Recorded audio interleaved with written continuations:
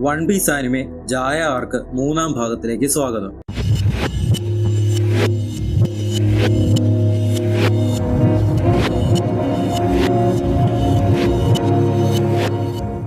നാശം നാശം നാശം! ആ പന്ന ഊറാങ്ങൂട്ടാൻ കപ്പല് പിന്നെ നശിപ്പിച്ചു. സ്ട്രോ ഹാറ്റുകളെല്ലാം ഗോയിങ് മെറിക്ക് പിന്നെയും പാച്ച് വർക്ക് നടത്തുകയായിരുന്നു. ഈ ഷിപ്പ് ശരിക്കും തകരാൻ തുടങ്ങി. ചിലപ്പോൾ മാറ്റി പുതിയത് മേടിക്കാൻ സമയമായിട്ടുണ്ടായിരിക്കും, സോറോ പറഞ്ഞു. ഈ കപ്പൽ എങ്ങനെ കിട്ടിയതെന്ന് നിനക്ക് കൃത്യമായിട്ട് അറിയാമല്ലോ അല്ലേ? എനിക്ക് മനസ്സിലായി യൂസോപ്പേ. ഇങ്ങനെ സങ്കടം പറഞ്ഞിട്ടും കാര്യമില്ലല്ലോ. ഗോയിങ് മെറി നമ്മളുടെ ടീമിലെ ഒഴിച്ചുകൂടാനാകാത്ത ഒരു അംഗമാണ്. അതുകൊണ്ട് നമുക്ക് പറ്റുന്ന വിധം ഇവിടെ നന്നാക്കാൻ നോക്കാം. ലൂഫി, നീ മോക്ടൗൺ വിട്ടിട്ട് ദ്വീപ് ചുറ്റി നമ്മൾ കിഴക്കോട്ട് വന്നു. ഈ മാപ്പില് കാണിച്ച സ്ഥലമാകാറായി. ആ പുള്ളി, അങ്ങേരുടെ പേരെന്തായിരുന്നു? നാമി റോബിനോട് ചോദിച്ചു. മോൺ ബ്ലാങ്ക് ക്രിക്കറ്റ്, റോബിൻ പറഞ്ഞു. അപ്പോ സ്വപ്നങ്ങളെ കുറിച്ച് പറയുന്ന അയാളെ ഇവിടാണല്ലേ ജീവിക്കുന്നത്? അടിപൊളി! ഇതാണോ അയാളുടെ വീട്? ഇതൊരു കൊട്ടാരമല്ലേ? ഗോയിങ് മെറി ഒരു വലിയ കൊട്ടാരത്തിന്റെ മുന്നിൽ വന്ന് നിന്നു. ലൂഫിക്ക് ഉസോപ്പിനും അത്ഭുതം. പുള്ളി ഇനി വലിയ കോടീശ്വരനാണേലോ. മണ്ട ശരിക്കും നോക്കുന്ന സോറോ ചോപ്പറെ കണ്ണു തുറന്ന് നോക്കി. ലൂഫി തീരത്ത് ചാടിച്ചെന്ന് നോക്കിയപ്പോൾ അവന് കണ്ടത് വിശ്വസിക്കാനായില്ല. മുന്നിൽ കൊട്ടാരത്തിന്റെ കട്ടൗട്ട് വെച്ച ഒരു പകുതി ചെറിയ വീട്. ശരിക്കുള്ള വീട് അതിന്റെ പകുതിയേ ഉള്ളൂ. ബാക്കിയെല്ലാം ഷോയാണെന്ന് സോറോ പറഞ്ഞു. കണ്ടിട്ട് ഒരു പിശുക്കനാണെന്ന് തോന്നുന്നെന്ന് സാഞ്ചീവ്. ഇങ്ങനെ അവിടുന്ന് ഓടിച്ചുവിടാൻ പോകത്തക്ക സ്വപ്നം എന്തായിരുന്നു? നാമി ചോദിച്ചു. എനിക്ക് ഡീറ്റെയിൽസ് അറിയില്ല. എന്നാലും ഒരു വലിയ അളവിലുള്ള സ്വർണം ജായയിലുണ്ടെന്നാണ് അയാൾ അവകാശപ്പെടുന്നത്. സ്വർണമോ? വല്ല കടൽക്കൊള്ളക്കാരുടെ നിധി ആയിരിക്കുമോ? നാമി ചോദിച്ചു. അതെനിക്കറിയില്ല. കുഴിക്കാൻ തുടങ്ങിക്കോ ചോപ്പർ, സ്വർണം ഇപ്പോൾ പുറത്തു വരും. നാമി ചോപ്പറിനെ കൊണ്ട് ഭൂമി കുഴിപ്പിക്കാൻ തുടങ്ങി. ഇതുപോലെ ഒരു സ്ഥലത്ത് ഇയാൾ ഒറ്റയ്ക്ക് താമസിക്കുന്നു. സാഞ്ചിക്ക് അത്ഭുതം. ഹലോ ചേട്ടാ, ഞാൻ കയറി വരുവാണേ. ലൂഫി ഉടനെ വീടിന്റെ അകത്ത് കയറി ചെന്നു. ഇവിടെ ആരും ഇല്ലല്ലോ. ഹലോ? ഉത്തരമില്ല. എടാ മണ്ടാ നിക്കി, ഈ പുള്ളി ഇനി ഡേഞ്ചർ ആണേലും നീ എന്നാ ചെയ്യും എന്ന് പേടിച്ചു ഉസോപ്പ് ചോദിച്ചു. അപ്പോൾ നാമി അവിടെ പുറത്തൊരു ടേബിളിൽ ഒരു പുസ്തകം ഇരിക്കുന്നത് ശ്രദ്ധിച്ചു. ഒരു ചിത്രകഥാ പുസ്തകമായിരുന്നു അത്. കണ്ടാൽ നല്ല പഴക്കം തോന്നിക്കും.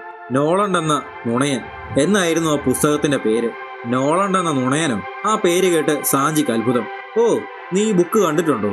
പക്ഷേ ഇത് നോർത്ത് ബ്ലൂവിലാണ് പബ്ലിഷ് ചെയ്ത് എന്നാണല്ലോ ഇതിൽ കാണിക്കുന്നത്, നാമി പറഞ്ഞു. ആ, ഞാൻ നോർത്ത് ബ്ലൂവിലല്ല ജനിച്ചത്. നിങ്ങൾക്ക് അറിയത്തില്ലായിരുന്നോ? ഓ, ഞാൻ വിചാരിച്ചത് നീ ഈസ്റ്റ് ബ്ലൂവിൽ നിന്നാണെന്നാ. ആ ഈസ്റ്റ് ബ്ലൂവിലാ ഞാൻ വളർന്നത്. മതി ചോപ്പറെ, നീ എന്നാ കാണിക്കുവാന്ന് നാമി. നോർത്ത് ബ്ലൂവിലെ പ്രശസ്തമായ ഒരു കഥയാണിത്. പഴങ്കഥയാണ്. പക്ഷെ ഈ നോളണ്ട് എന്ന് പറഞ്ഞ പുള്ളി പണ്ടങ്ങാണ്ടോ ശരിക്കും ജീവിച്ചിരിപ്പുണ്ടായിരുന്നു എന്നാ ഞാൻ കേട്ടത്, സാഞ്ചി പറഞ്ഞു. പണ്ടത്തെ കഥയാണല്ലേ? 400 വർഷം മുന്നേ നടന്ന കഥ. നാമി കഥ വായിക്കാൻ ആരംഭിച്ചു. നോളണ്ട് എന്ന് പേരുള്ള ഒരാൾ നോർത്ത് ബ്ലൂവിലെ ഒരു രാജ്യത്ത് ജീവിച്ചിരുന്നു. ഒരു സഞ്ചാരിയായിരുന്ന അയാൾ എപ്പോഴും തന്റെ സാഹസ നിർഭരമായ യാത്രകളെക്കുറിച്ച് സംസാരിക്കുമായിരുന്നു. പക്ഷെ നാട്ടുകാർക്ക് ആ കഥയൊക്കെ സത്യമാണോ കള്ളമാണോ എന്നൊന്നും തിരിച്ചറിയാനായില്ല. ഒരിക്കൽ യാത്രയിൽ നിന്ന് തിരിച്ചു വന്ന നോളണ്ട് രാജാവിനെ കാണാനായി പോയി. മഹത്തായ കടലിൽ ഞാനൊരു സ്വർണ്ണമല കണ്ടു എന്ന് നോളണ്ട് പറഞ്ഞു. ധൈര്യശാലിയായ രാജാവ് അത് സത്യമാണോ എന്നറിയാൻ 2000 ഭടന്മാരെയും കൂട്ടി ആ മഹാസമുദ്രത്തിലേക്ക് യാത്ര തിരിച്ചു. കൊടുങ്കാറ്റും പേമാരിയും ഭീകരജീവികളെയും അതിജീവിച്ച് രാജാവും നോളണ്ടും കൂടെ 100 ഭടന്മാരും മാത്രമാണ് ആ ദ്വീപിൽ ജീവനോടെ ചെന്നത്. പക്ഷേ അവിടെ വെറും കൊടുങ്കാട് മാത്രമാണ് അവർക്ക് കാണാനായത്. മറ്റൊന്നും തന്നെ കണ്ടില്ല. അവസാനം കള്ളം പറഞ്ഞതിന് നോളണ്ടിനെ രാജാവ് വധശിക്ഷയ്ക്ക് വിധിച്ചു. നോളണ്ടിന്റെ അവസാന വാക്കുകൾ ഇങ്ങനെയായിരുന്നു. അതെ, ആ സ്വർണ്ണമല കടലിൽ മുങ്ങിപ്പോയി. അത് കേട്ട് രാജാവും പരിവാരങ്ങളും അന്താളിച്ചു നിന്നു. മരണം വരെയും അയാൾ കള്ളം പറഞ്ഞതുകൊണ്ട് ആരും നോളണ്ടിനെ വിശ്വസിച്ചില്ല. ഈ ബുക്ക് നോർത്ത് ബ്ലൂവിലെ പഴങ്കഥയായ നോളണ്ട് എന്ന നുണയനെ അടിസ്ഥാനപ്പെടുത്തിയാണുള്ളത്. മോക്ക് ടൗണിൽ ബെല്ലമ്മി പൊട്ടിച്ചിരിച്ചു. മോൺ ബ്ലാങ്ക് നോളണ്ടിന്റെ പിൻഗാമിയാണോ ഈ മോൺ ബ്ലാങ്ക് ക്രിക്കറ്റ്?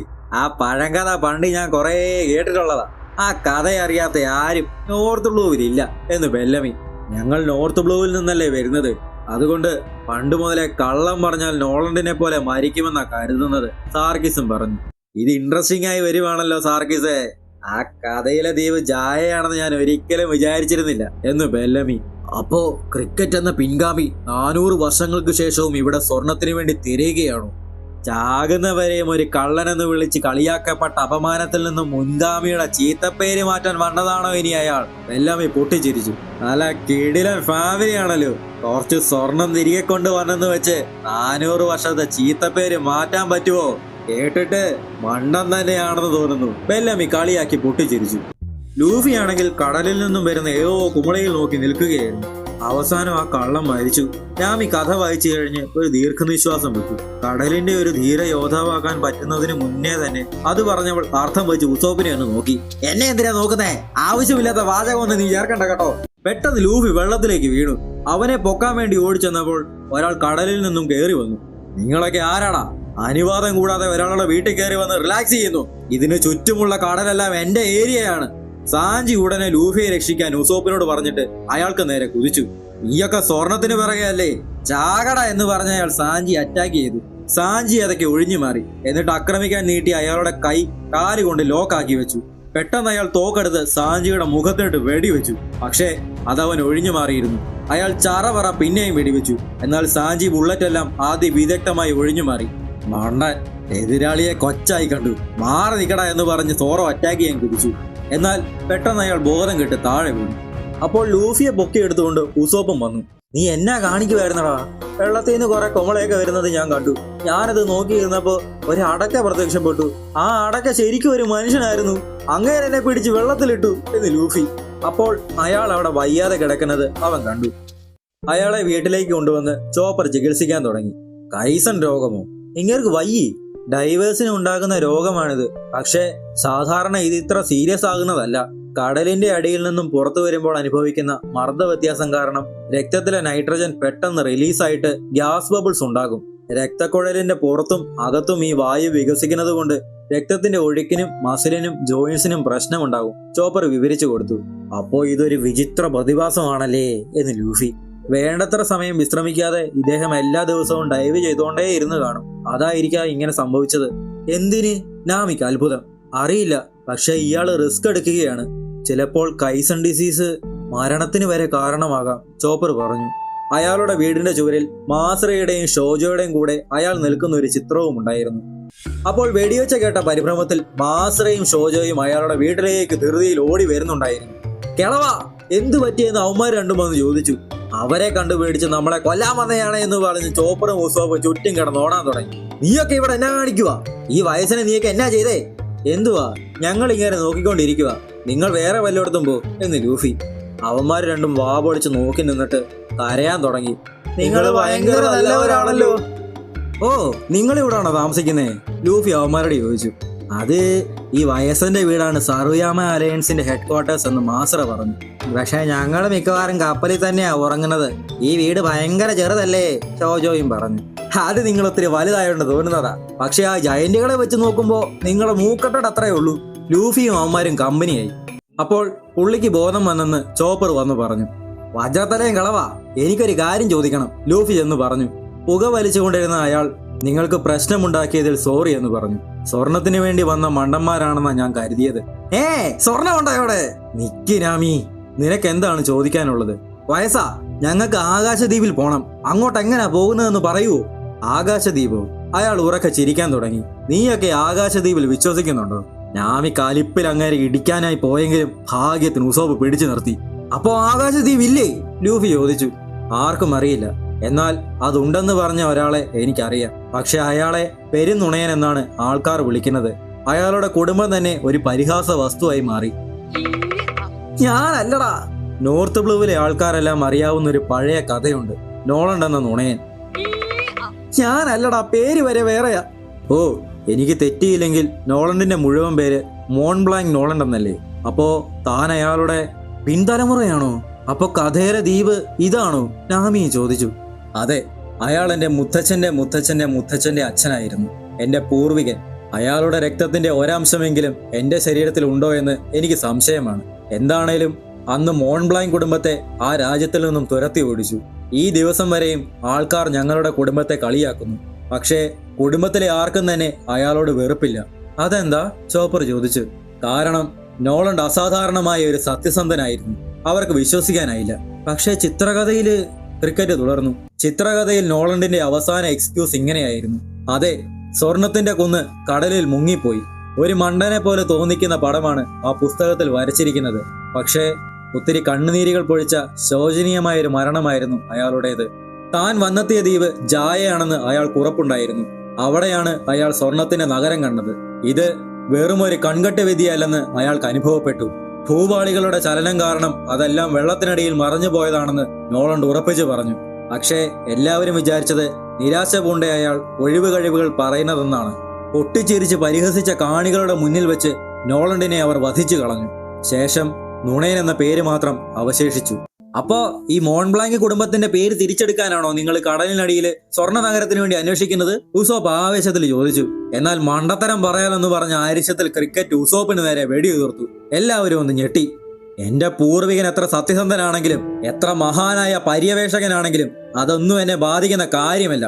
അതുപോലൊരു മണ്ടന്റെ വംശത്തിൽ പെട്ടതുകൊണ്ട് കണ്ടവന്മാരെല്ലാം കളിയാക്കി ചിരിച്ചാൽ അതൊരു കുട്ടിയെ എങ്ങനെ ബാധിക്കുമെന്ന് നിങ്ങൾക്ക് എന്തെങ്കിലും പിടുത്തമുണ്ടോ? അങ്ങനെയാണ് ഞാൻ വളർന്നത്, ക്രിക്കറ്റ് പൊട്ടിത്തെറിച്ച് പറഞ്ഞു. പക്ഷേ അതെ, കഴിഞ്ഞ 400 വർഷങ്ങളായി പലരും ഞങ്ങളുടെ കുടുംബത്തിന്റെ അഭിമാനം കാക്കാനായി യാത്ര തിരിച്ചു. പക്ഷേ അവരെ എല്ലാം കാണാതെ പോയി. അങ്ങനെ ഒരു കുടുംബത്തെ ഞാൻ ലജ്ജയോടെയാണ് കണ്ടത്. ഞാൻ വീട്ടിൽ നിന്ന് ഒളിച്ചോടി ഒരു കടൽ കൊള്ളക്കാരനായി മാറി.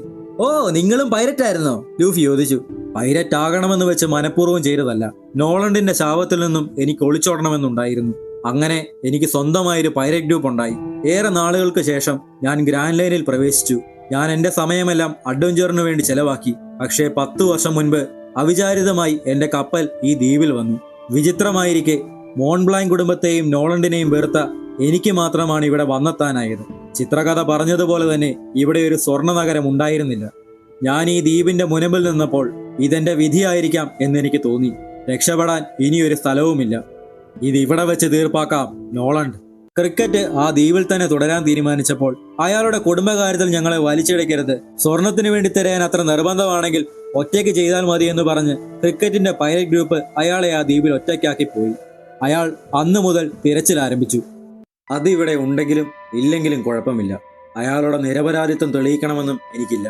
എന്റെ ജീവിതം നരകമാക്കിയ മനുഷ്യനുമായുള്ള പോരാട്ടമാണിത്. എന്റെ മരണത്തിനു മുന്നേ എനിക്കിതിനൊരു തീർപ്പ് കാണണം. ഉസോപ്പ് കരഞ്ഞുപോയി. അപ്പോ അവരോ? ആ കൊരങ്ങന്മാരനെ ഇവിടെ? ലൂഫി ചോദിച്ചു. എന്തെങ്കിലും വലിയ കഥ കാണും ലൂഫി, വികാരഭരിതനായ ഉസോപ്പ് പറഞ്ഞു. അവന്മാരാ ചിത്രകഥയുടെ ഫാൻസാ. ഫാൻസോ? അതൊരുമാതിരി വല്ലാത്ത കണക്ഷനായി പോയല്ലോ എന്ന് നാമി. 5 or 6 വർഷം മുന്നാണെന്നാണ് എനിക്ക് തോന്നുന്നത്. എന്നെക്കുറിച്ച് എവിടുന്നോ കേട്ടിട്ട് ഇടിച്ചു കയറി വന്നതാണവർ. നോളണ്ടിന്റെ സ്വർണം ഉറപ്പായും ഉണ്ടെന്ന അവന്മാര് പറയുന്നത്. ഇവിടെയുള്ള കടലിന് നല്ല ആഴമുണ്ട്. ഇരുണ്ടു തണുത്ത കടലിൽ അതിലും ആഴമേറിയ ഏകാന്തത നിങ്ങളെ വേട്ടയാണ്. ഞാൻ എല്ലാ ദിവസവും ഒറ്റയ്ക്കാണ് ഡൈവ് ചെയ്തുകൊണ്ടിരുന്നത്. അവരെന്റെ ജീവിതത്തിലേക്ക് എങ്ങനെയോ വന്നു. പിന്നെ എന്റെ അനുവാദമില്ലാതെ എന്റെ കൂടെ ചേർന്നു. സത്യം പറഞ്ഞാല് അവന്മാരെ പോലെയുള്ള ഒറ്റബുദ്ധി മണ്ടന്മാർ എനിക്ക് വലിയൊരു ആശ്വാസമാണ്. മനസ്സിലായോ? ഉസോപ്പ് പിന്നെയും വികാരഭരിതനായി. എങ്കിൽ കൊരങ്ങന്മാരുടെ കഥ മാറ്റി വെച്ചിട്ട് മിണ്ടാതിരിയടാ. ഞാൻ പറഞ്ഞ പോലെ എനിക്ക് ആകാശദ്വീപിലേക്ക് പോണം വയസ്സാ, ലൂഫി ഉറക്കെ പറഞ്ഞു. ക്രിക്കറ്റ് ഒന്ന് പുഞ്ചിരിച്ചു. ധൃതിക്കാരനാണല്ലോ നീ. ഞാൻ സൂചിപ്പിച്ചതുപോലെ ആകാശദ്വീപിന്റെ ദൃക്സാക്ഷി നോളണ്ട് എന്ന നുണയനാണ്. അങ്ങേരെ പോലെ ആകാനാണെങ്കിൽ നിങ്ങളെയും ആൾക്കാർ കളിയാക്കും. അയാൾ എന്നിട്ടൊരു പുസ്തകം എടുത്തു. അപ്പൊ അങ്ങേര് ആകാശദ്വീപിൽ പോയിട്ടുണ്ടോ? ലൂഫിക്ക് അത്ഭുതം. നിർഭാഗ്യവശാൽ ഈ പുസ്തകത്തിൽ അങ്ങനെ പറയുന്നില്ല. പക്ഷേ ലോഗ് ബുക്കോ? നോളണ്ടിന്റെ ആണോ? നാമി ചോദിച്ചു. അതെ. അയാൾ പുസ്തകം നാമിക്ക് കൊടുത്തിട്ട് ആ ഭാഗം വായിക്കാൻ പറഞ്ഞു. ഹായ്, 400 വർഷം മുന്നേ ഉള്ള ലോഗ് ബുക്ക്. അവൾ അത് വായിക്കാൻ തുടങ്ങി. CFMS വർഷം 1120 ജൂൺ 21. ഞങ്ങൾ വില്ല എന്ന ടൗണിൽ നിന്നും യാത്ര തിരിച്ചു. ലോഗ് പോസ് വെച്ച് തുറമുഖത്തു നിന്നും ഞങ്ങൾ വടക്ക് കിഴക്ക് ഭാഗത്തേക്കാണ് പോകേണ്ടത്. പകൽ ഒരു കപ്പലിൽ നിന്നും ഞങ്ങൾക്കൊരു അപൂർവ വസ്തു കിട്ടി. അത് ഒരാൾക്ക് മാത്രം സഞ്ചരിക്കാനാവുന്ന വേവർ എന്ന് വിളിക്കുന്ന സ്കീ പോലെ ഇരിക്കുന്ന ഒരു ബോട്ടാണ്. കാറ്റുണ്ടാക്കാൻ സാധിക്കുന്ന ആ ബോട്ടിന് കാറ്റില്ലാതെയും സഞ്ചരിക്കാനാവും. അത് ഓടിക്കാൻ ഒരു നാക്കൊക്കെ വേണം. പക്ഷേ എനിക്കത് ഓടിക്കാനായില്ല. ഇപ്പോൾ അത് ഞങ്ങളുടെ ക്രൂവിന് പറ്റിയ ഒരു അടിപൊളി കളിപ്പാട്ടമാണ്.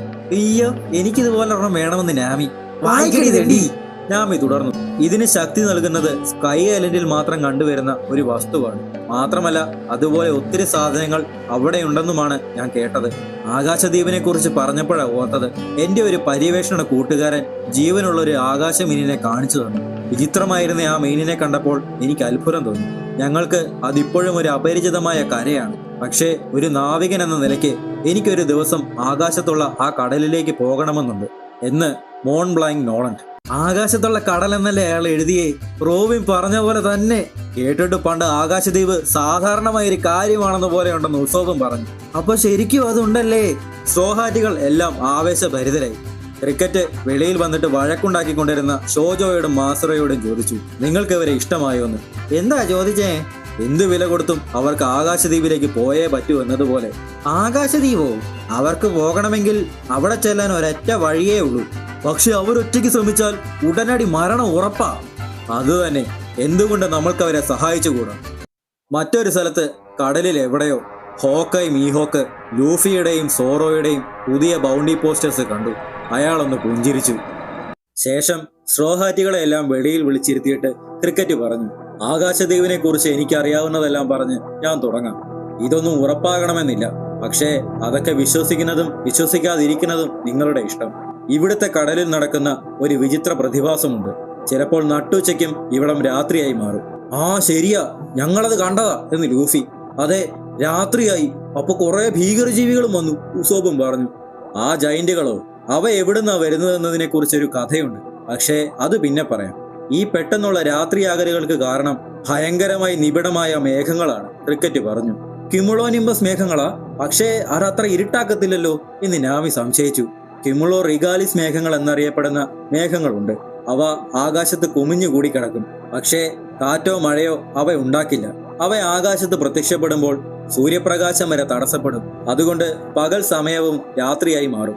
ചില തിയറികൾ പറയുന്നത് ക്യുമുലോ റിഗാലിസ് ക്ലൗഡുകൾ എന്നത് ലക്ഷക്കണക്കിന് വർഷങ്ങൾ ആകാശത്തൊഴുകി നടന്ന് ശിലാരൂപത്തിലായ മേഘങ്ങളാണെന്നാണ്.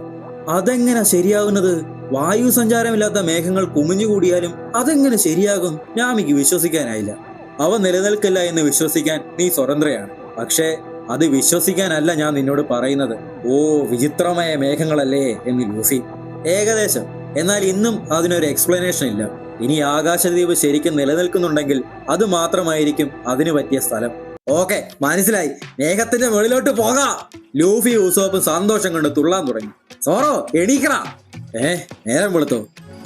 മേളിലോട്ട് പോകാവേ. വയസ്സാ പറഞ്ഞു തന്നതിന് നന്ദി. അങ്ങോട്ട് എങ്ങനെയാ ചെല്ലുന്നതെന്ന് നമുക്ക് അറിയത്തില്ലെന്ന് എത്ര തവണ നിന്നോടൊക്കെ പറയണം. ഇനിയാണ് യഥാർത്ഥ പ്രശ്നം. ഞാനിത് പറഞ്ഞു തന്നെ തുടങ്ങാം. ജീവൻ പണയപ്പെടുത്താൻ നിങ്ങൾ തയ്യാറാവണം. ഞങ്ങൾ ഇപ്പോഴായി. ആകാശത്തിലേക്ക് ശക്തിയായി ചീറ്റിക്കപ്പെടുന്ന ഒരു ഒഴുക്കാണ് നോക്കപ്പ് സ്ട്രീം. താത്വികമായി നോക്കുമ്പോൾ അതിലൂടെ നിങ്ങൾക്ക് ആകാശത്ത് ചെല്ലാം. മനസ്സിലായോ? ക്രിക്കറ്റ് പറഞ്ഞു. കപ്പലുകളെ വരെ പറത്താൻ പറ്റുന്ന കറണ്ടല്ലേ അതെന്ന് നാമി. അപ്പൊ അത് ഞങ്ങളെ വെളിയിലോട്ട് വിടുവല്ലേ എന്ന് ലൂഫി. ചോപ്പർ മനസ്സിൽ രൂപം വരെ കണ്ടു.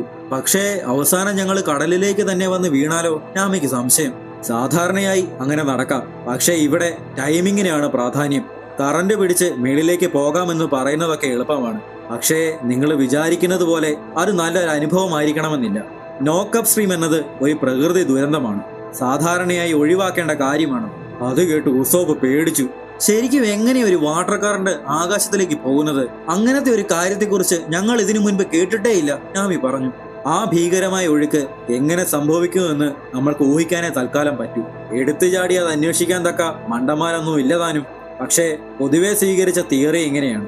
കടലിന്റെ ആഴങ്ങളിൽ അതിന്റെ അടിത്തട്ടിൽ വലിയ പൊള്ളയായ ഭാഗങ്ങളുണ്ട്. ലോ ടെമ്പറേച്ചറിൽ അവയിലേക്ക് വെള്ളം ഊർന്നിറങ്ങും. അടിയിലെ ഭൂമിയിലെ ചൂട് കാരണം അത് ആവിയായി മാറും. അതുകൊണ്ടുണ്ടാകുന്ന മർദ്ദം കാരണം കടലിന്റെ അടിത്തട്ടിൽ വലിയൊരു സ്ഫോടനം തന്നെ നടക്കും. അത് ആകാശം മുട്ടയെത്തുന്ന കറന്റ് ഉണ്ടാക്കുന്നത്ര വലുതായിരിക്കും. ഏകദേശം 1 മിനിറ്റ് നേരത്തേക്ക് കടൽ അങ്ങനെ ആകാശത്തേക്ക് ഉയർന്നുകൊണ്ടേയിരിക്കും, ക്രിക്കറ്റ് പറഞ്ഞു. 1 മിനിറ്റോ? എന്തു വലിയ സ്ഫോടനത്തെ കുറിച്ചാ നിങ്ങൾ ഈ പറയുന്നത്? നാമിക്ക് വിശ്വസിക്കാനായില്ല. ക്രിക്കറ്റ് തുടർന്നു. ആ സ്ഫോടനത്തിന്റെ ലൊക്കേഷൻ ഓരോ തവണയും മാറിക്കൊണ്ടേയിരിക്കും. 1 മാസത്തിൽ 5 തവണ വരെ അതുണ്ടാകാം. അപ്പൊ ഞങ്ങൾ പൊട്ടിത്തെറിക്കുമെന്നാണ് താൻ പറയുന്നത്? പക്ഷേ അറിയാമല്ലോ, ഇത്തരം ഒരു വലിയ പ്രകൃതി പ്രതിഭാസത്തെ വാക്കുകൾ കൊണ്ടും ബുദ്ധി കൊണ്ടും വിവരിക്കുന്നത് മണ്ടത്തരമാണ്. അപ്പോ ബേസിക്കലി മാസത്തിൽ 5 തവണ പ്രത്യക്ഷപ്പെടുന്ന ഈ കറണ്ടിൽ കയറി ഞങ്ങൾ യാത്ര ചെയ്യണമല്ലേ? എന്നിട്ട് ആകാശദ്വീപ് പ്രത്യക്ഷപ്പെടുമെന്ന് പ്രതീക്ഷിക്കണം അല്ലേ? നിങ്ങൾക്ക് മിസ്സായാൽ നിങ്ങൾ തിരിച്ച് കടലിലേക്ക് വന്ന് അടിച്ചു വീഴും. അവസാനം കടലിനടിയിൽ നിങ്ങൾക്ക് വിശ്രമിക്കാം. ഉസോപ്പ് ആകെ പേടിച്ചുപോയി. ലൂഫി ആവേശഭരിതനായിരുന്നു. ഓക്കെ, ആകാശദ്വീപിൽ പോകണ്ടെന്ന് വെക്കാം. ഇത് നടക്കില്ലടാ. ഭാഗ്യത്തിന്റെ ഭാഗ്യം വേണം അവിടെ ചെല്ലാൻ. കുഴപ്പമൊന്നും വരില്ലെന്നേ. പോകാം. കുഴപ്പമൊന്നും വരില്ലെന്നോ? അതുപോലത്തെ കാര്യമൊക്കെ എങ്ങനെ നിനക്ക് പറയാൻ പറ്റുന്നു? നീ ആ ഗോയിങ് മേറിയാണ് നോക്കിക്കേ, അതിന്റെ അവസ്ഥ കണ്ടോ? അത്രയും വലിയ ദുരന്തത്തിലൊന്നും അതിന് പിടിച്ചു നിൽക്കാനാവില്ലടാ. ഉസോപ്പ് ആകെ സീനായി. അത് സത്യമാണ്, പുതുപുത്തൻ കപ്പലാണെങ്കിൽ പോലും തകരാൻ സാധ്യത കൂടുതലാണ്. എന്തുവാ? സ്പീഡ്, വെയിറ്റ്, ശക്തി. ആ സ്ഫോടനത്തിൽ കപ്പലുകൾ പൊട്ടിത്തകർന്നു പോകും. കണ്ടോ, അതപ്പോ ശരിക്കും സാധ്യമല്ല. പക്ഷെ അതിനെക്കുറിച്ച് ഓർത്ത് നിങ്ങൾ പേടിക്കണ്ട. മാസറയുടെയും ഷോജോയുടെയും സഹായത്താൽ ഞാൻ അവിടെ നിങ്ങളെ എത്തിക്കാം. പക്ഷേ നിങ്ങളുടെ കപ്പൽ ബലപ്പെടുത്തിയതിനു ശേഷം മാത്രം. അവന്മാരും സെറ്റ്. എടാ, നിനക്ക് വല്ലതും മനസ്സിലാകുന്നുണ്ടോ? നാമി ലൂഫിയോട് ചോദിച്ചു. എന്ത് മനസ്സിലായോന്നാ? ഈ ദ്വീപില് നമുക്ക് ഇനി ഒരു ദിവസം കൂടി നിൽക്കാനാവും. അത് കഴിഞ്ഞ് ലോക്ക് പോസ്റ്റ് അടുത്ത സ്ഥലത്തേക്ക് ചൂണ്ടും. അതെ, നമുക്ക് സമയം കിട്ടില്ല. അല്ല ചേട്ടാ, നിങ്ങൾ സൈക്കിക്കൊന്നും അല്ലെന്നറിയാം. എന്നാലും അടുത്ത നോക്കപ്പ് സ്ട്രീമും ക്യുമുലോ റിഗാലിസ് മേഘവും ലൈനപ്പ് ചെയ്യാൻ എത്ര ദിവസം വേണ്ടി വരും? അല്ല, എത്ര മാസങ്ങൾ, എത്ര വർഷങ്ങൾ വേണ്ടി വരും? ഉസോപ്പ് ചോദിച്ചു. നാളെ ഉച്ച കഴിഞ്ഞു പോകുന്നുണ്ടെങ്കിൽ പെട്ടെന്ന് തയ്യാറാവണം. ഇതന്നാ പരിപാടിയാ? എന്താ, നിനക്ക് ഇഷ്ടപ്പെട്ടില്ലേ? എന്നാ പോകണ്ട. താൻ കള്ളം പറയുവല്ലേ? അതെ, നമ്മൾ എന്ന് കണ്ടുമുട്ടിയതേ ഉള്ളൂ. എന്നിട്ടും താൻ ഭയങ്കര നല്ല ആള് കളിക്കുന്നു. അതുമാത്രമല്ല ഉസോപ്പെ. എന്നാൽ ഉസോപ്പ് ലൂഫിയെ തടഞ്ഞു. നീ മിണ്ടാതിരി. ആകാശദ്വീപിലേക്ക് പോകാൻ നാളെ തന്നെ എങ്ങനെ പെർഫെക്റ്റ് അവസരമാകുന്നത്? പിന്നെ ഞങ്ങളുടെ കപ്പല് ശക്തമാക്കും, അവിടെ എത്താനും സഹായിക്കാമെന്ന്. ഇതെല്ലാം തന്നെ അങ്ങ് ഒത്തൊരുമിച്ച് വന്നതുപോലെ. താൻ എന്നാ ശരിക്കും പ്ലാൻ ചെയ്യുന്നത്? മാത്രമല്ല, താൻ നോളണ്ട് എന്ന നുണയന്റെ വംശത്തിൽപ്പെട്ടതാണ്. തന്നെ എനിക്ക് വിശ്വസിക്കാനാവില്ല, ഉസോപ്പ് അരിശത്തിൽ ഉറക്കെ പറഞ്ഞു. എന്നാൽ ക്രിക്കറ്റ് ആ പറഞ്ഞതിലൊന്നും വലിയ വികാരം കാണിച്ചില്ല. എന്നാ, താൻ എന്നെ ഇടിക്കാൻ പോവാണോ? മാസറയുടെ ഏരിയയിൽ എപ്പോഴൊക്കെ പകൽ രാത്രിയായിട്ടുണ്ടോ, അടുത്ത ദിവസം തെക്കേ ആകാശത്ത് ക്യുമുലോ റിഗാലിസ് മേഘങ്ങൾ പ്രത്യക്ഷപ്പെടും. പിന്നെ മാസത്തിൽ 5 എന്ന കണക്ക് വെച്ച് നോക്കുകയാണെങ്കിലും നോക്കപ്പ് സ്ട്രീം നാളെ ആക്റ്റീവ് ആകാൻ സാധ്യതയുണ്ട്. അത് ഇവിടെ നിന്നും തെക്ക് ഭാഗത്ത് വെച്ച് എവിടെയോ നടക്കും. 100% ഉറപ്പില്ല, എന്നാലും നാളെ തന്നെ നടക്കാൻ സാധ്യതയുണ്ട്. അത് പറഞ്ഞ് അയാൾ ഉസോപ്പിനെ വകവയ്ക്കാതെ നടന്നു. നിങ്ങളെപ്പോലെയുള്ള മണ്ടന്മാരെ കണ്ടതിൽ എനിക്ക് സന്തോഷമുണ്ട്. ഇനി പോയി കുറച്ച് ആഹാരം കഴിക്കേ. ഇന്ന് ഇവിടെ വിശ്രമിക്കാം സഖാക്കളെ, ക്രിക്കറ്റ് അവരോട് പറഞ്ഞു. അവരെല്ലാം അകത്തേക്ക് പോകുമ്പോൾ ഉസോപ്പ് നിരാശനായി നിലത്തിരുന്നു. ആകാശദ്വീപിൽ ചെല്ലാൻ നമ്മളുടെ കഴിവിന്റെ പരമാവധി ഉപയോഗിക്കണമെന്ന് തോന്നുന്നല്ലോ. എന്നാലും ഭാഗ്യം കൂടി വേണം, നാമി ഉസോപ്പിന്റെ അടുത്ത് വന്ന് പറഞ്ഞു. എന്നാൽ നാമി, ഞാൻ അത്ര ഭീരുവും കഴിവില്ലാത്തവനുമാണോ? ഉസോപ്പ് നിരാശനായി ചോദിച്ചു. മണ്ടൻ എന്നത് നീ മറന്നു. നിന്റെ വികാരം എനിക്ക് മനസ്സിലാവും. ഇനി പോയി ക്ഷമ ചോദിക്ക്, അവൾ ഉസോപ്പിനോട് പറഞ്ഞു. വയസ്സായ എന്നോട് ക്ഷമിക്കോ എന്ന് പറഞ്ഞ് കരഞ്ഞു ഉസോപ്പ് ക്രിക്കറ്റിന്റെ ദേഹത്ത് വീണു. എന്തുവായത്, നിന്റെ മൂക്കള ദേഹത്ത് തേക്കാതെ. രാത്രി ആ ചെറിയ വീട്ടില് കൊട്ടും പാട്ടും കൊണ്ട് ആഘോഷം കൊഴുത്തു. അവർ എല്ലാം മറന്ന് ആസ്വദിച്ചു, കുടിച്ചു, കഴിച്ചു, ചിരിച്ചു. റോബിൻ ആ ലോഗ് ബുക്ക് വായിച്ചുകൊണ്ടിരിക്കുകയായിരുന്നു. പെട്ടെന്ന് ക്രിക്കറ്റ് വന്നു പറഞ്ഞു, ഞാൻ തലയോട്ടിയുടെ വലത്തെ കണ്ണിൽ സ്വർണം കണ്ടു. അത് കേട്ട് എല്ലാവരും ഒന്ന് നിശബ്ദരായി. ആ കണ്ണീരിൽ കുതിർന്ന വാചകമായിരുന്നു നോളണ്ട് അവസാനം എഴുതിയത്. അസ്ഥികൂടത്തിന്റെ വലത്തെ കണ്ണിൽ ഞാൻ സ്വർണം കണ്ടു. അന്നേ ദിവസം തന്നെ നോളണ്ടിനെ അവർ വധിച്ചു കളഞ്ഞു. ജായയിൽ വന്നതിന് ശേഷവും ആ വാക്കുകൾക്ക് ഒരു അർത്ഥവും എനിക്ക് തോന്നിയില്ല. തലയോട്ടിയുടെ വലത്തെ കണ്ണ്. ഒരിക്കൽ നിലനിന്നിരുന്ന നഗരത്തിന്റെ പേരാണോ ഇത്? അതോ അയാളുടെ മരണത്തെക്കുറിച്ചുള്ള സൂചനയാണ്? തുടർന്നുള്ള താളുകളിലും ഒന്നും പറയുന്നില്ല.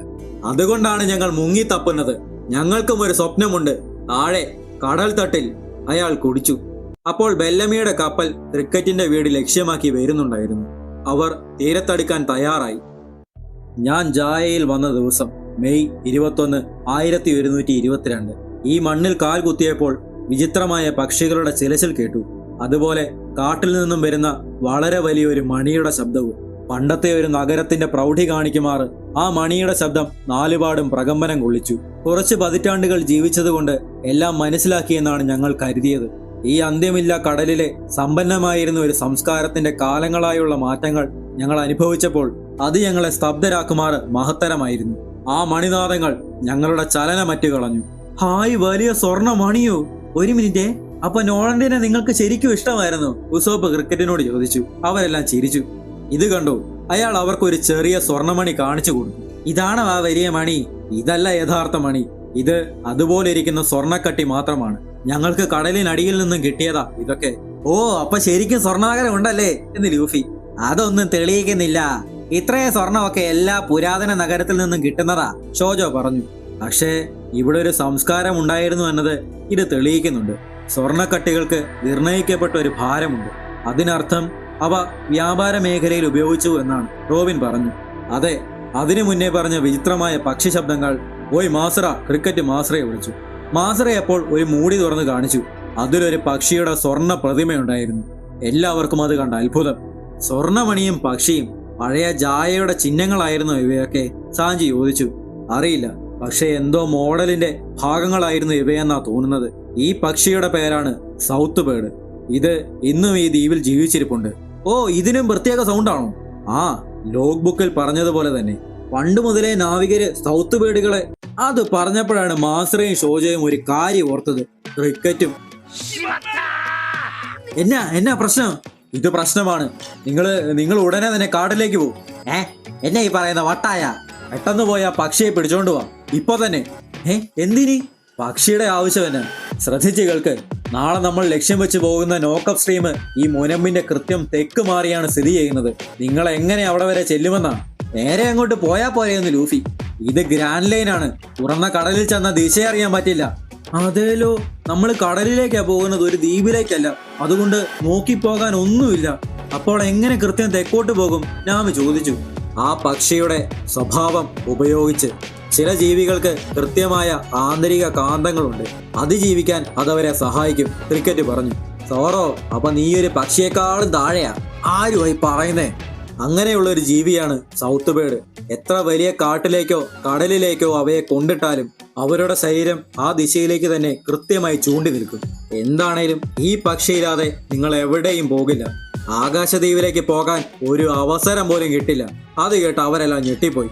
ഇതിപ്പോഴാണോ പറയുന്നേ? അവരെല്ലാം ധൃതിയിൽ കാട് ലക്ഷ്യമാക്കി ഓടി. ക്രിക്കറ്റ് അവർക്ക് 3 വലയും കൊടുത്തു. ഞങ്ങൾ എന്തായാലും കപ്പൽ റെഡിയാക്കാൻ പോവാണ്. ഒന്ന് ഓർത്തപ്പോഴാ പാർട്ടിക്ക് ഒരു സമയമില്ലായിരുന്നല്ലോ. പിന്നെ ഇതിപ്പോഴാണോ പറയുന്നേ? ശ്രദ്ധിച്ചോണം, പുലരും മുൻപേ ഒരു സൗത്ത് ബേർഡിനെയെങ്കിലും പിടിച്ചിരിക്കണം. നിബിഡമായ ഒരു വനമായിരുന്നു അത്. രാത്രിയിൽ ഇരുണ്ട കാട്ടിനകത്ത് കയറിയിട്ട് എന്തോ ചെയ്യണമെന്ന് സ്ട്രോഹാറ്റുകൾക്ക് വലിയ ഐഡിയ ഒന്നും കിട്ടിയില്ല. അതിനകത്ത് എവിടെ പോയി തപ്പാനാണ്? അതിനൊരു വൃത്തികെട്ട സൗണ്ട് ആണെന്നാണ് ആകപ്പാടെയുള്ള ക്ലൂ എന്ന് ലൂഫി. ആ സ്വർണ്ണ പ്രതിമയെ പോലെ തന്നെ ഇരിക്കുമെന്നാ പറഞ്ഞത്, സാഞ്ചി പറഞ്ഞു. അത്ര ഊളമോന്തയുള്ള പക്ഷിയൊക്കെ ഉണ്ടോ എന്ന് സോറോ. ഈ വൃത്തികെട്ട ശബ്ദമെന്ന് പറഞ്ഞാലും നമ്മൾ എങ്ങനെ തിരിച്ചറിയാനേ എന്ന് ഉസോപ്പും ചോദിച്ചു. കാട്ടിൽ കയറി കഴിഞ്ഞാൽ മനസ്സിലാകുമെന്നാ പുള്ളി പറഞ്ഞത്. അപ്പോൾ ഒരു പ്രത്യേക ശബ്ദം കാട് മുഴുവൻ മുഴങ്ങി കേട്ടു. അതെ, വൃത്തികെട്ട സൗണ്ട്. യോഷ്, വേറെ വഴിയൊന്നുമില്ല. നമ്മുടെ കയ്യിൽ 3 വലയുണ്ട്. 3 ഗ്രൂപ്പായിട്ട് പിരിഞ്ഞ് സെർച്ച് ചെയ്യാം, സാഞ്ചി പറഞ്ഞു. അങ്ങനെ ലൂഫിയും ചോപ്പറും ഒരു വഴിക്ക് പോയി. സാഞ്ചി, നാമി, ഉസോപ്പ് മറ്റൊരു വഴിക്കും സോറോയും റോബിനും വേറൊരു ദിശയിലും തിരിഞ്ഞു. പേടിക്കണ്ട, എന്ത് പ്രശ്നമുണ്ടായാലും നാമിസ്ഥാനെ ഞാൻ സംരക്ഷിച്ചോളാം. അപ്പൊ ഞാനോ? വേണേ സ്വന്തം കാര്യം നോക്കിയാൽ മതി.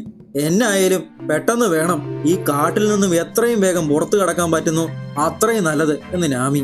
അതിന്റെ ശബ്ദത്തിന് വേണ്ടി ഒന്ന് ശ്രദ്ധിച്ചു നിൽക്കാം. അതുകൊണ്ട് നാമിയും സാഞ്ചിയും കാത് കൂർപ്പിച്ചു. ജിയോ, പുറത്തു വായോ ജിയോ. എടാ വേണ്ടി, നീയൊക്കെ എന്തിനാ എന്നെ പിടിക്കുന്നേ? ഓ നാമി, അത് കൊള്ളാമല്ലോ. എവിടുന്നാ കിട്ടിയത്? എന്താ? അവള് നോക്കിയപ്പോൾ പിറകിൽ ഒരു 8 അത് കണ്ട് പേടിച്ച് കാറി അവൾ ഓടിക്കളഞ്ഞു. അയ്യോടാ, ഒരു 8 പാവം ജീവി.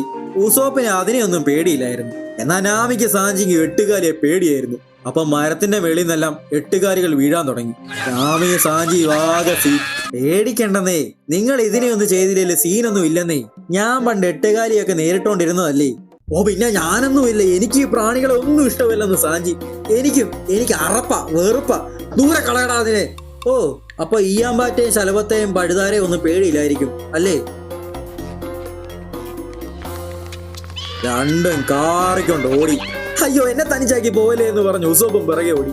സോറോ അപ്പൊ ഒരു വലിയ പഴുതാരയെ വെട്ടി നിലത്തിട്ടു. ഓ, പഴുതാരയായിരുന്നോ? എന്നാ വലുതാ. കണ്ടതിനെയെല്ലാം കൊല്ലുന്നത് അത്ര നല്ലതല്ല, പാവം ജീവി എന്ന് റോബിൻ. എന്നെ ആക്രമിച്ചാൽ ഇതാണ് പ്രതിഫലം. സോറോ മാസടിച്ചിട്ട് നടന്നു. പക്ഷേ എന്നാ, ആ വഴിയാണ് നമ്മളിപ്പോൾ വന്നത്. അപ്പോൾ ആ പക്ഷിയുടെ ശബ്ദം അവർ കേട്ടു. ഈ വഴിയെയാണ്. ആ ചതുപ്പുനില ശ്രദ്ധിച്ചോണേ എന്ന് പറഞ്ഞ് അവൾ നടന്നു. പക്ഷേ സോറോ കാല് കൃത്യം എടുത്തു വെച്ചത് ചതുപ്പില്. അവൻ മുങ്ങി.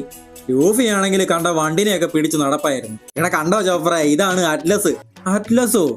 ആന്നേ, അറ്റ്ലസ് ഹെർക്കുലീസുമാണ് ലോകത്തിലെ ഏറ്റവും ആരാധകരുള്ള പ്രാണികള്. ശരിക്കും? നീ കേട്ടിട്ടില്ലേ? ഇതിനെ പിടിക്കാൻ ഭയങ്കര പാടാ. അപ്പൊ ഏതാ നല്ലത്, 1 പീസ് ആണോ ഇതാണോ? ആ, അങ്ങനെയൊക്കെ ചോദിച്ചാല് ഭയങ്കര പാടാ. അങ്ങനെ അവന്മാര് രണ്ടും ഒരു വണ്ടിന്റെ പിറകെ ഓടിയപ്പോൾ അവര് നോക്കി നടന്ന സൗത്ത് ബേർഡ് ഒരു മരത്തിന്റെ മേളിൽ ഇരിപ്പുണ്ടായിരുന്നു. പെട്ടെന്ന് അവന്മാരുടെ മുന്നിലോട്ട് ഒരു കടന്നൽ കൂട് വന്ന് വീണു. ഒന്നും നോക്കണ്ട, ഓടിക്കോ! അവന്മാരെ രണ്ടും കാറിക്കൊണ്ട് ഓടി. പാവങ്ങൾ കുത്തുകൊണ്ട് മടുത്തു നടന്നു. അപ്പൊ ദേണ്ടേ പിന്നെ മുന്നിൽ ഒരു കടന്നൽ കൂട് വന്ന് വീണു. അവന്മാര് കാറിക്കൊണ്ട് പിന്നെ ഓടി. ഇതെന്നാ കാണാ! അപ്പോൾ തിരിഞ്ഞു നോക്കിയ ചോപ്പർ ആ പക്ഷിയെ കണ്ടു. അവനാ കടന്നൽ കൂട് ഇട്ടതെന്ന് ചോപ്പർ. അപ്പോൾ ആ പക്ഷി എന്തോ ശബ്ദമുണ്ടാക്കി. എന്നാ എന്നാ അവൻ പറഞ്ഞതെന്ന് ലൂഫി. അവൻ പറഞ്ഞത് ഈ കാട്ടിൽ അതിക്രമിച്ച് കടന്നതിന് നിങ്ങളെ കൊല്ലുമെന്ന.